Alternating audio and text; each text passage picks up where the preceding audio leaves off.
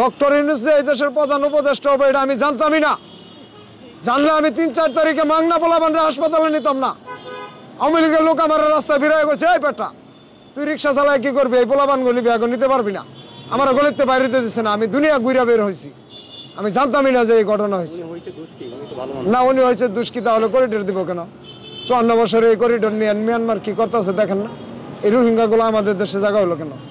ভারতের অনেক অঞ্চল আছে যে ওখানে কোনো মানুষই নেই, নিচে ওরা একটা হাসিনা দিয়া মাদার অফ হিউম্যানিটি হয়েছে। আমাদের আরেকজন ডেমোক্রেসিও আছে, এটা জানেন তো? উনি হচ্ছে মাদার অফ হিউম্যানিটি, বর্তমানে আসবেন মাদার অফ ডেমোক্রেসি। আর ডক্টর ইউনূস হইল শান্তি, উনি হলেন শান্তি বিজয়ী। সারা বাংলাদেশের মানুষ যে আমাকে অশান্তিতে ফেলাইয়া বিশ্বতে শান্তি নিয়ে আইছে, ওনার নাম ডক্টর ইউনূস। আমি কইলে আপনারা ছাড়বেন, এবার আপনাকে ছাড়তেই হবে। যে ব্যাংকের টাকাটা পরিকল্পিতভাবে ওদের নামে নিয়ে আমাকে কিস্তি দিয়ে আমার জীবনটা শেষ করে ফেলাইছে। এখন এগুলো করতে গেলে আবার উপরে মব চলবে নাকি? যত মবই চলুক, এই মবের জব দেওয়া হবে। আমি কাউকে দেখে ভয় করবো না, আমার জীবন প্রায় শেষের দিকে। এখন যদি আমাকে বিলাসিতা দেওয়া হয় তাও আমার কোনো লাভ নাই। আমি কি করবো কোন? তো আমার দেখে কি লাভ আছে আমার লাইফে?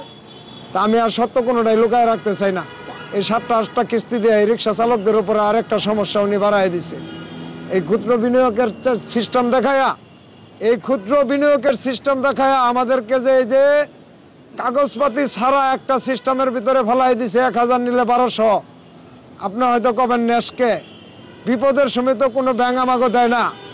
একজন কিস্তি নেওয়ার পরে ওই ব্যাংকে যায় যদি আমার ছেলেটা মরতেছে, আমার 20টা টাকা ধার দেন, ওই কিস্তিওয়ালারা কি দেয়? একজনের কাছ থেকে দিতে হলে লাভ দিতে হয়। 1000 নিলে 1200, 1500 নিলে 2000।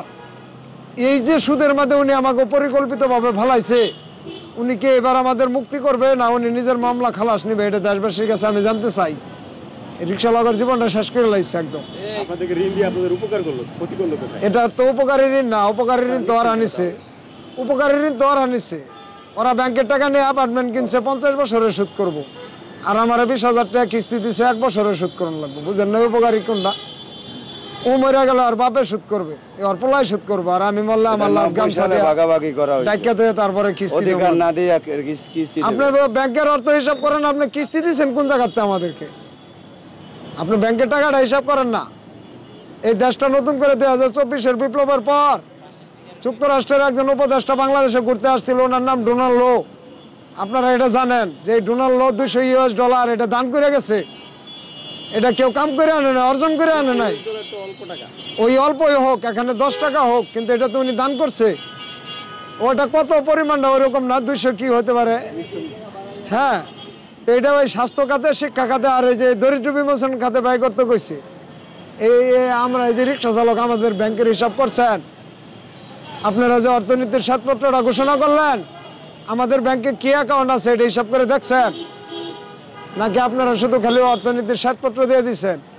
এভাবে ঠকানি বাদ দেন। হ্যাঁ, শ্বেতপত্র বুঝবো না কেন? দর্শকের উদ্দেশ্যে বললাম, এই দেশের সুবিধাবাদীদের সম্পদের হিসাব, কার কয় টাকা আছে, কার কত লাগবো, আর আমাদের যে নাই, আমাদের কোনো হিসাব নাই। এটার নাম শ্বেতপত্র। এই শ্বেতপত্র অন্য ব্যাখ্যা করবে।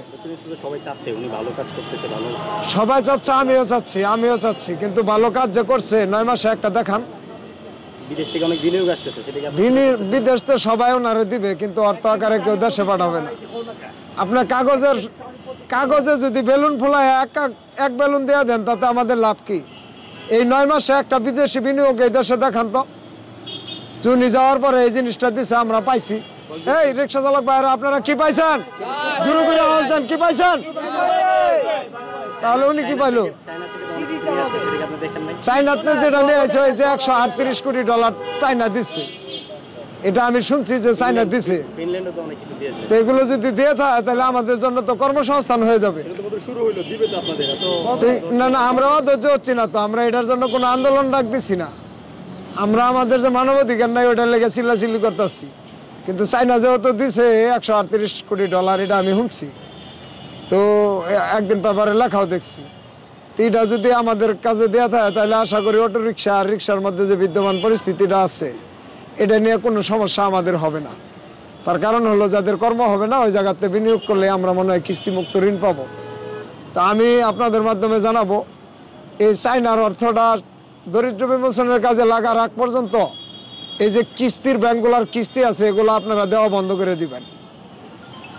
হয়তো আমাকে ওইটা দিয়ে দরিদ্র বিমোচন করবে, নাইলে এই যে কিস্তি না দিলেই এই হিসাবটা সঠিকভাবে পাওয়া যাবে।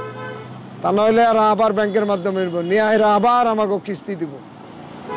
হয়তো আগে দিছে 50,000 80,000, এখন দিব 1 লাখ 1.5 লাখ 2 লাখ, কিন্তু আমাকে জালে ফেলাবো। আমরা এবার জালমুক্ত একটা ব্যবস্থা চাই। এই 24-এর বিপ্লব এই দেশবাসীকে নতুন একটা স্বপ্ন দেখাইছে। রিক্সাওয়ালারাও কিন্তু রাত্রে ঘুমায়, এরাও কিন্তু একটা নতুন স্বপ্ন দেখছে। আমি বলবো যারা বর্তমানে দেশ পরিচালনা করার চিন্তা করতেছে, যারা সংস্কারের কাজ করতেছে এবং যে মেধাবীরা এই কাজে দায়িত্ব নিছে, তারা যেন এই রিক্সা চালকদের একটা স্বপ্ন আছে, এই স্বপ্নটা নিয়ে আলোচনা করে তারপরে একটা ব্যবস্থা করে, তড়িঘড়ি করে কোনো ব্যবস্থা করে যদি নির্বাচন দেওয়া হয়, বিগত স্বৈরশাসককে হার মানাবে এমন একটা পলিসি এই দেশে চলে আসবে।